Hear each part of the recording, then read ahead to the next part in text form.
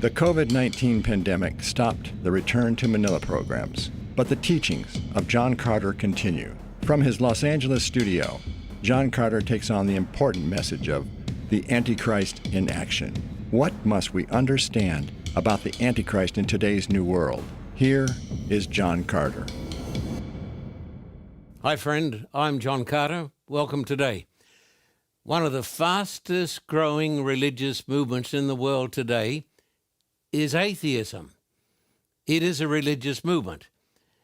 It's represented by the great professor from Oxford University, Professor Richard Dawkins, who wrote the book, The God Delusion. I know a little bit about atheism because I've been to Russia in the days of the Soviet Union. I've been to Russia and Ukraine 50 times. And while I was there, I spoke to tens of thousands of communists and atheists. In Ukraine, I spoke to a famous professor who came to my meetings, who used to indoctrinate the young people in the army in the tenets of atheism. Now today, I want to say to my atheistic friends, would you please give me a hearing? Because I want to present to you today some amazing facts. Now, I believe in science, absolutely, but I also believe in the facts of history. That is also a type of science. I want to say thank you so much for joining me today, especially our viewers on Roku, Amazon Fire, and the other great networks around the world. So thank you for joining us today.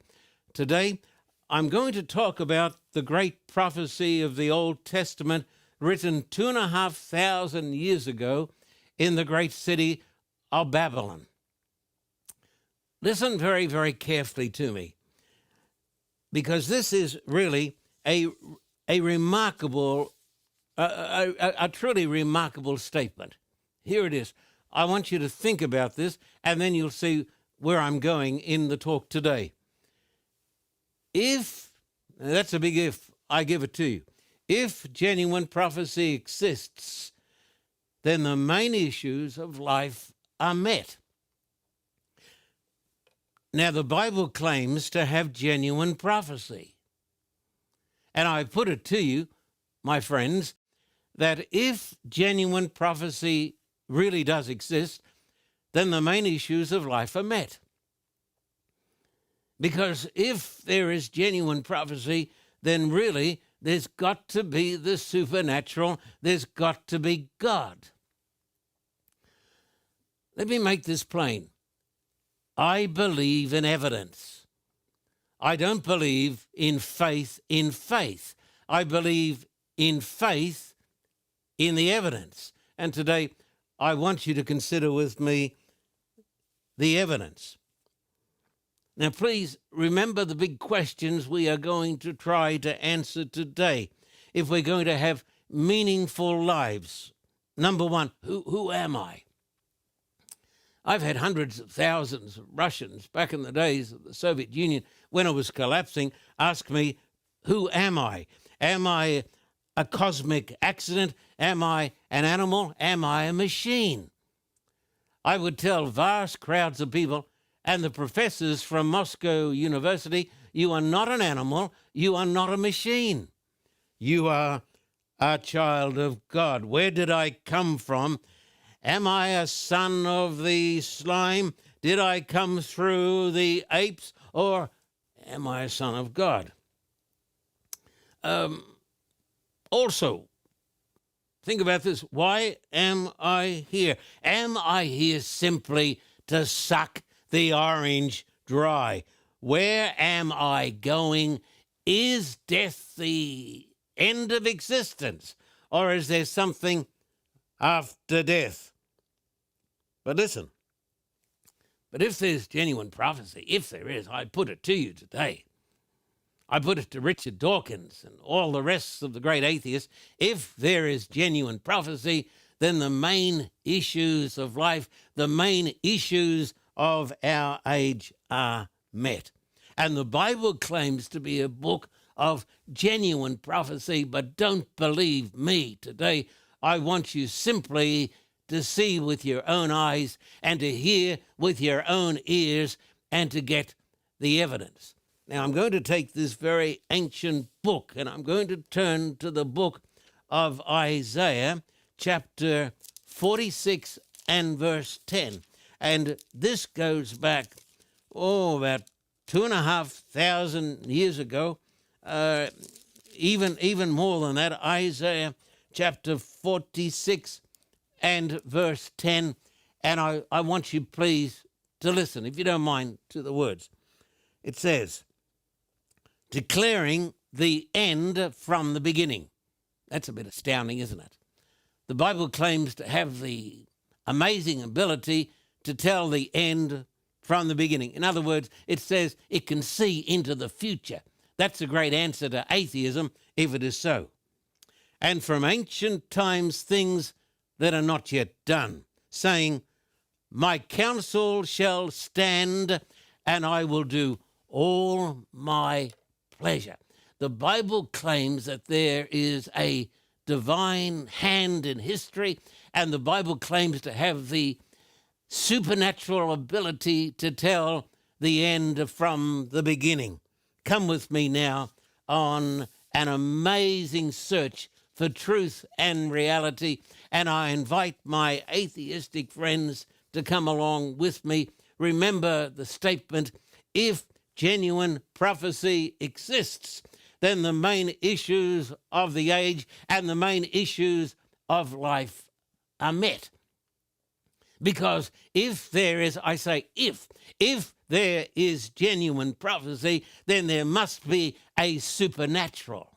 And if there is a God, I know where I came from. You with me? I know why I am here, and I know why I am going. I am not then an animal or a machine. Listen. One of the greatest prophecies in the Bible comes from about 2,500 years ago.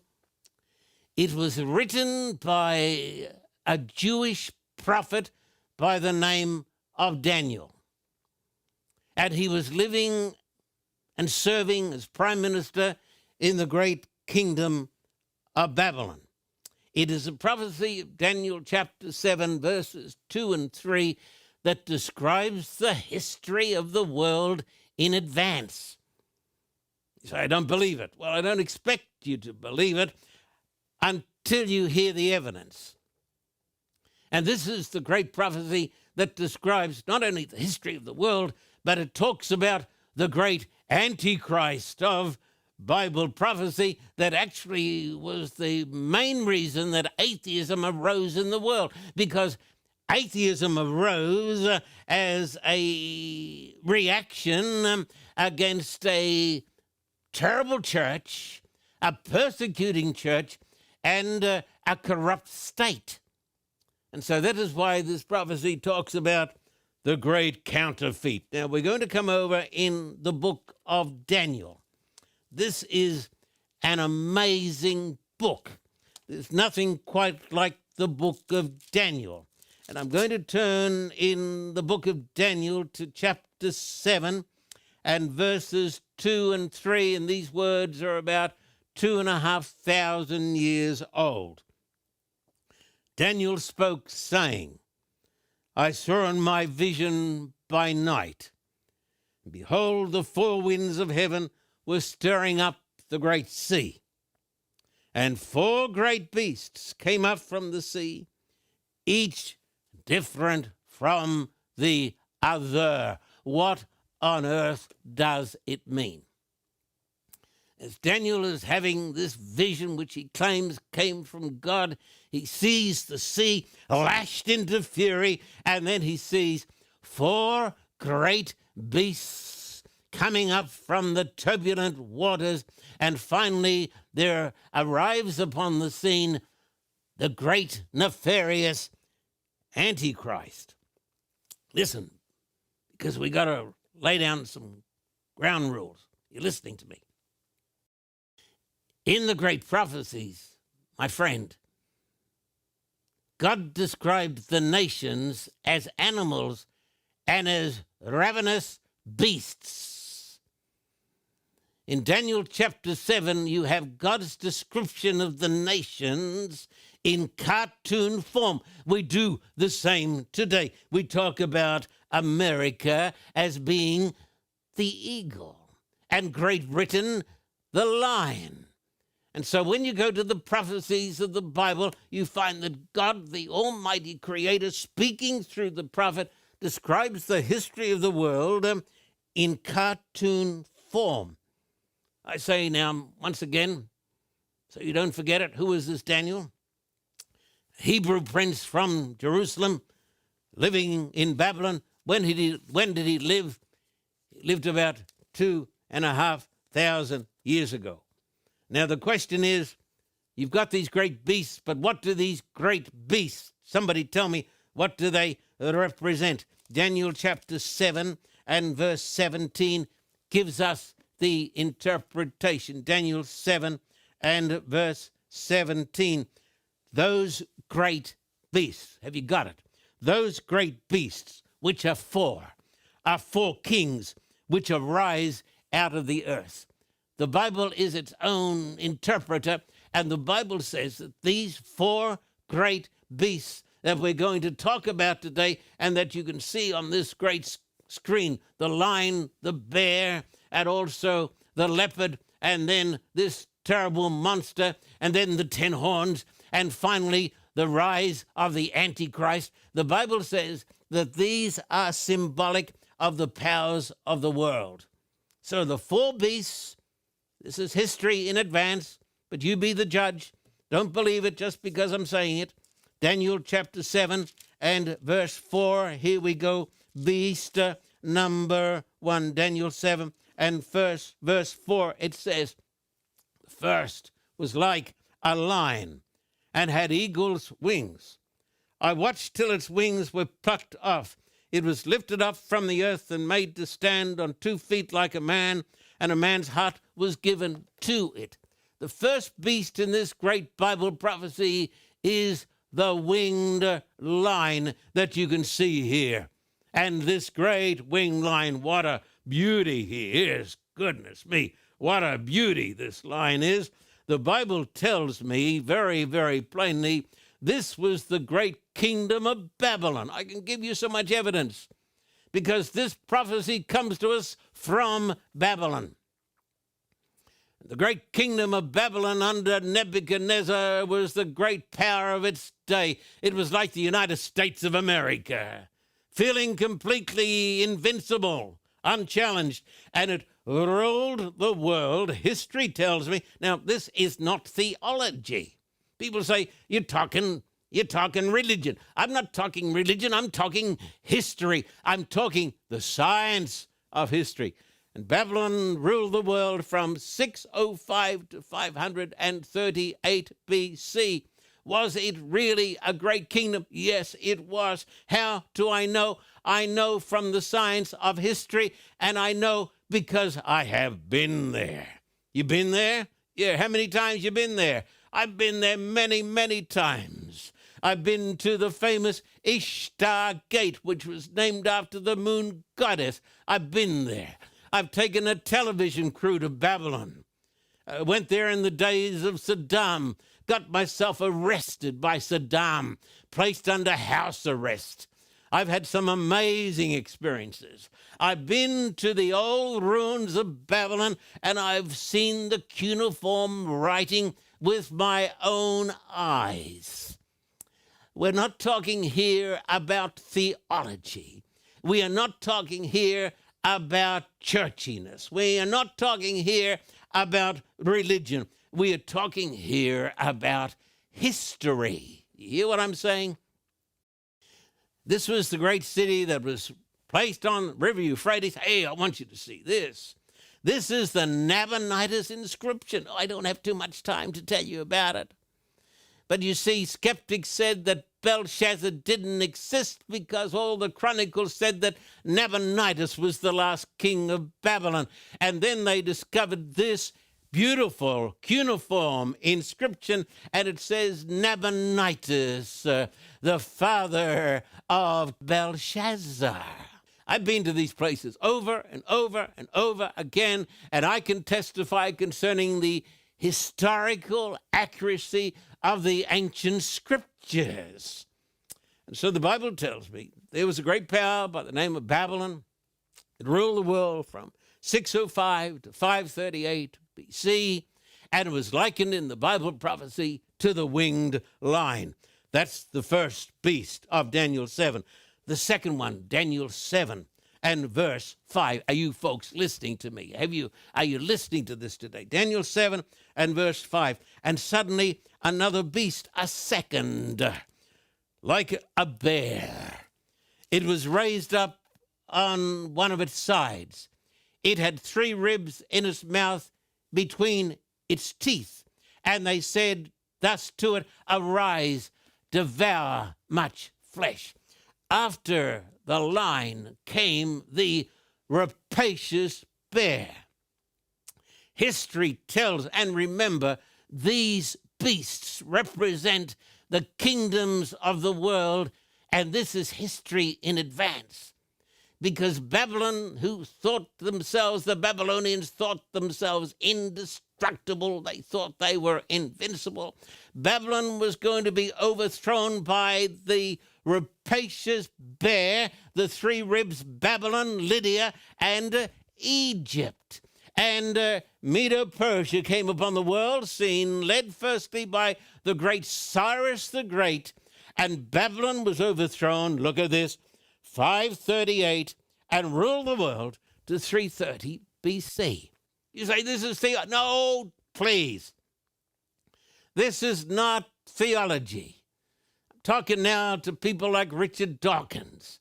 I'm talking to our great audience around the world. How do I know it's true? Because I've been there. I'm not asking you to believe on the basis of blind faith.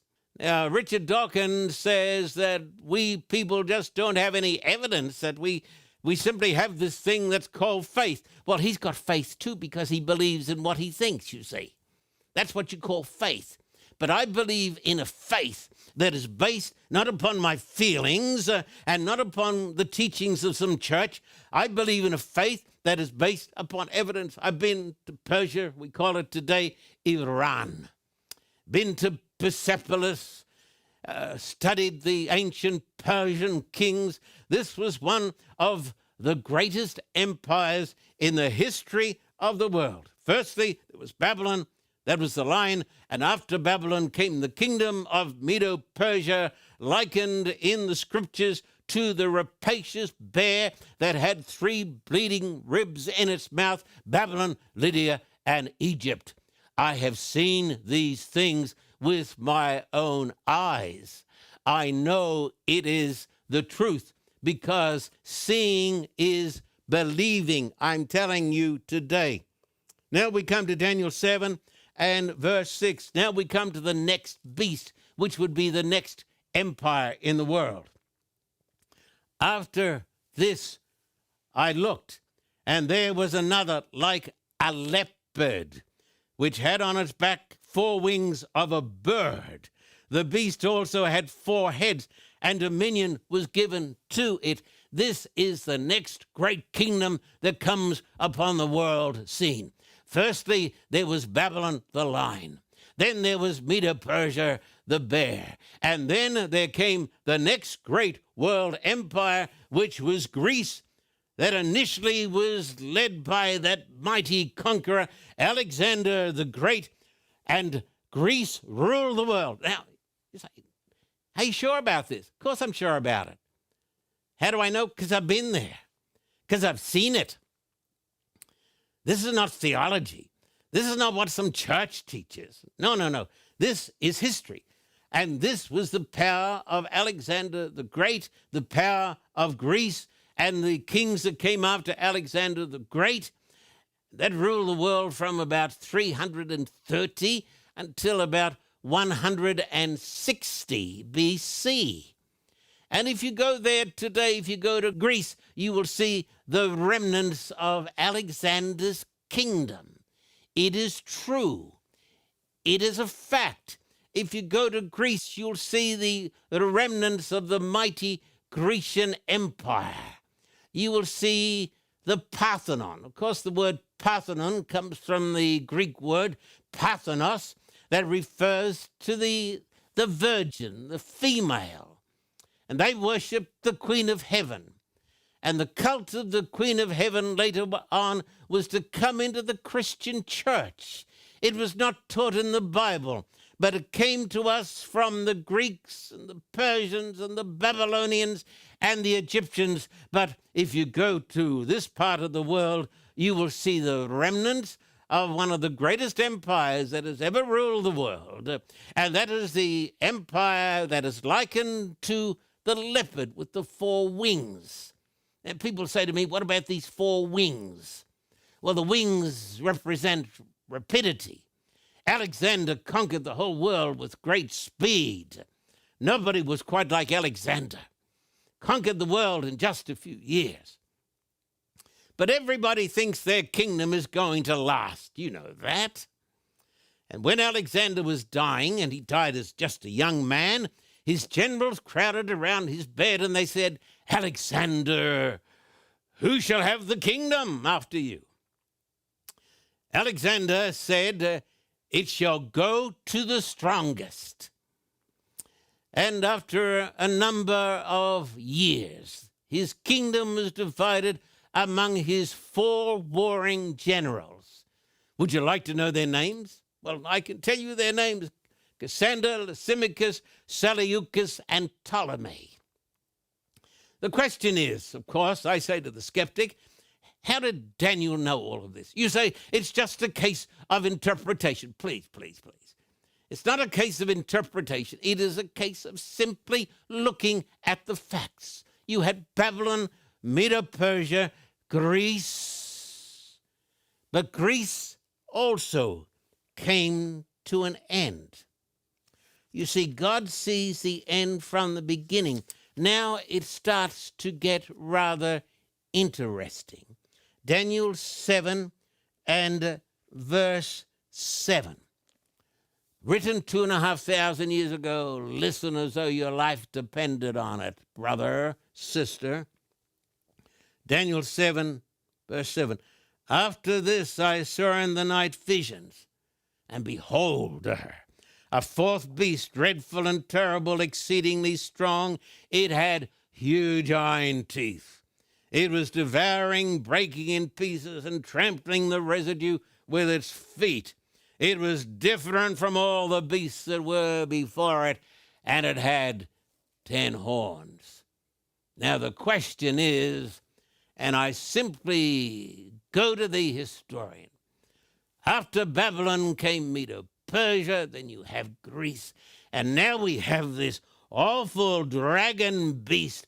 And I've asked audiences around the world, including hundreds of thousands of communists and atheists in Russia, what was the power that came after Greece that conquered the whole wide world and that was likened to this dreadful monster? And audiences around the world, atheists, Buddhists, Hindus, Muslims, and every other faith or no faith, every audience has thundered back and they've said to me, Rome.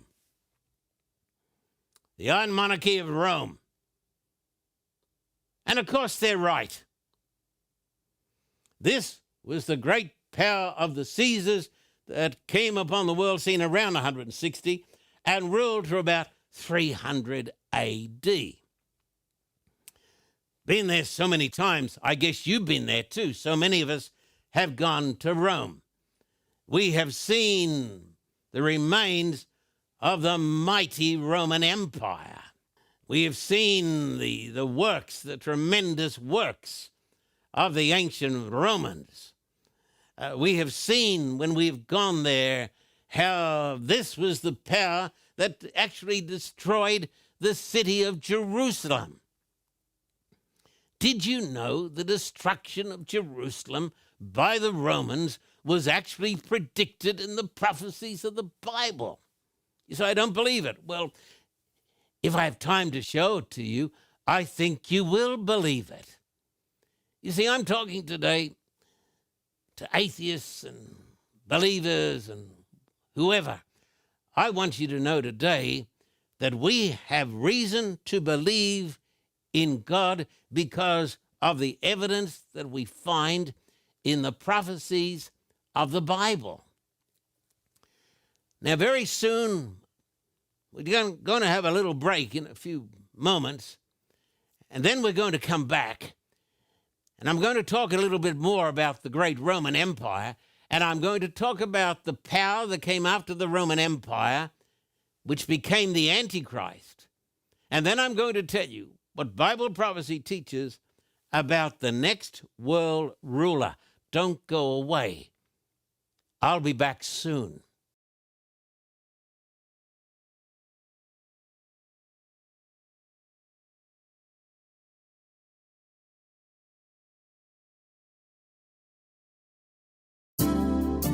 The Carter Report is now streaming on demand for you.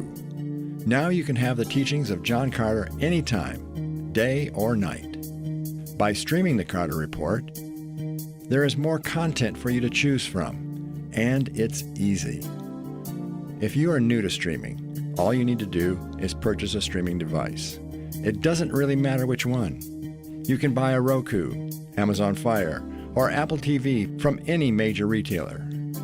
You or a family member can plug the device into your TV and sign into your internet connection. Do a search for the Carter Report and download the app to your device. From then on, your device and the Carter Report app can provide you with hundreds of on-demand programs. You can also take the Carter Report with you wherever you go. The official free Carter Report mobile app can be downloaded to your phone or tablet. Go to the App Store or Google Play Store and download the app. Additionally, you can find Carter Report programs on your favorite podcast. You can also watch us on Vimeo or YouTube. Type the Carter Report in the search box. You can watch hundreds of uninterrupted John Carter teachings whenever you want, for as many hours as you want. Travel with John Carter as he circles the globe to bring the gospel to millions of people. Watch the Carter Classics from over 50 years of ministry and gain knowledge from stimulating interviews with Christian leaders. You now have multiple ways to watch the Carter Report, and once you start streaming, you'll find comfort in having these teachings readily available to you, whenever and wherever you want, for free. Welcome to the inspirational world of John Carter. For a copy of today's program, please contact us at P.O. Box 1900, Thousand Oaks, California, 91358. Or in Australia, contact us at P.O. Box 861, Terrigal, New South Wales, 2260. This program is made possible through the generous support of viewers like you. We thank you for your continued support. May God richly bless you.